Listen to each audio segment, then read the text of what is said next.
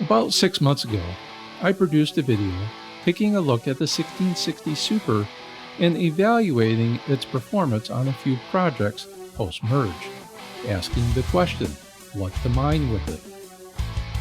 Since then, we have seen the increased awareness of core-intensive projects, such as Alephium and Radiant, plus a few more. So join me as we take a deep dive into the card's performance on such projects and evaluate if the 1660 Super has a second life. For today's evaluation, I'll be using my test bench, where when idle it sits at 30 watts, and in general, I'll be setting overclocks to allow the card to run most efficiently. This is important because I expect the one thing that we all have in common is the desire to have the smallest possible electrical bill. We'll go in alphabetical order, so let's start with Alephium. I do want to acknowledge how all the projects that we'll discuss today have similar overclocks. This has become a convenient coincidence compared to the extreme differences when discussing Ethereum, Ravencoin, and Flux. After a few moments, the 1660 Super delivers 654 megahashes at 58 watts for an efficiency of 11.28. Note that I am using Regale Miner, which to my knowledge provides the best performance on Alephium.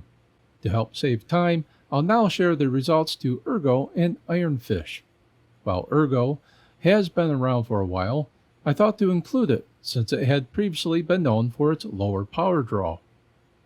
Ergo equals 58 megahashes at 102 watts. Ironfish, one of the newer projects, comes in at 5.8 gigahashes at 68 watts. It was interesting to see how quickly the bitstream came out for Ironfish, so FPGAs could participate. Speaking of which, let's take a look at Caspa. The 1660 Super can produce approximately 253 megahashes while pulling 46 watts. This is the project that has the lowest power draw. Unfortunately, current difficulty produces a very small yield.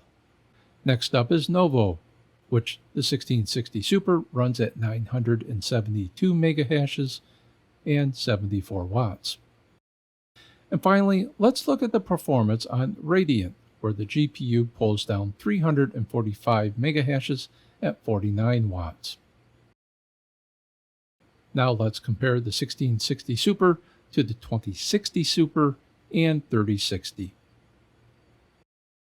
As we should expect, the 1660 Super is the lowest performing card among the 6 projects. And I find it amusing that with the exception of Ergo, the 2060 Super is the best performing card. While we have to wait a bit longer to see the 4060 come to market, I am personally interested in seeing how much better it performs over the 2060 Super.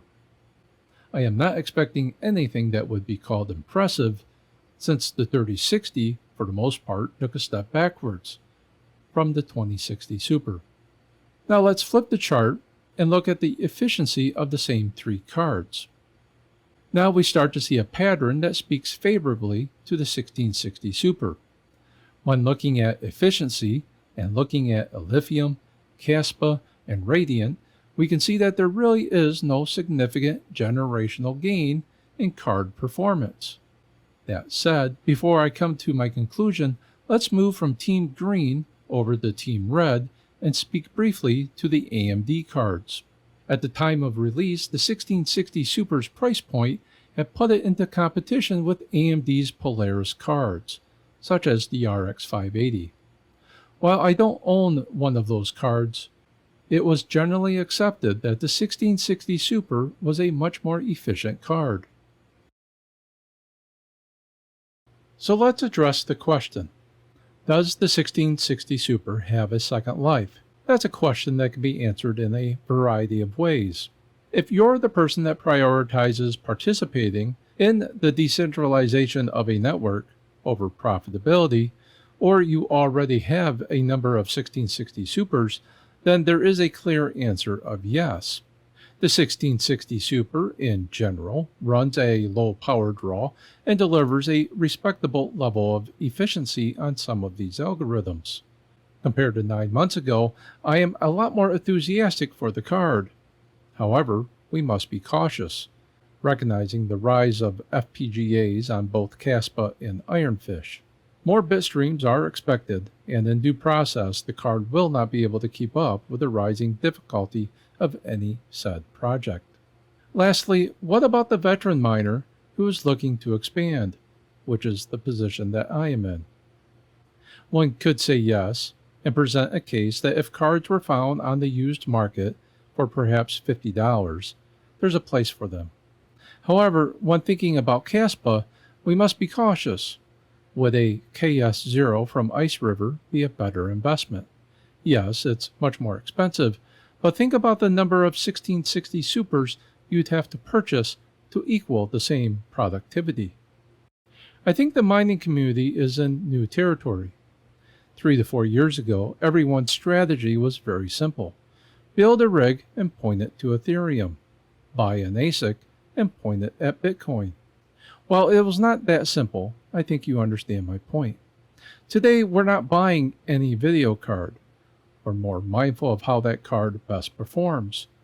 Plus, we have recently been introduced to more ASIC and FPGA considerations. I think the life of the 1660 Super has been extended because of the projects such as Alephium and Radiant. But the next question is, for how long? For legacy projects such as Ravencoin, I still think my conclusion last fall is still solid, and it's best to perhaps retire the card. Do you have the 1660 Super running in your rigs? If so, comment below about the strategy that you're using with them. I always appreciate the hits on the like button, so please consider doing so. To help the channel, make sure to subscribe, be mindful of your uptime, and as always, thanks for watching.